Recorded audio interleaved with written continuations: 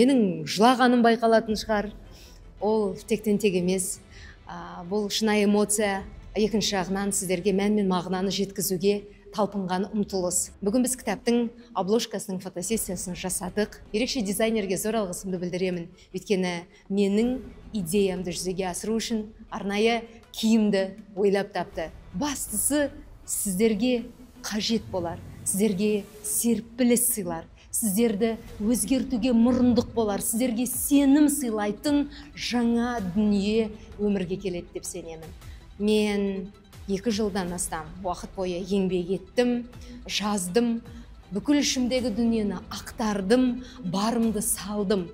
Енді сіздер құрметпен қабылдап, бойларыңызға сіңірсеңіздер, түсінсеңіздер мені, сонда қоғам өзгерер. 13 ақиқат, қазақ қызын қорғау кодексі болсын деймін.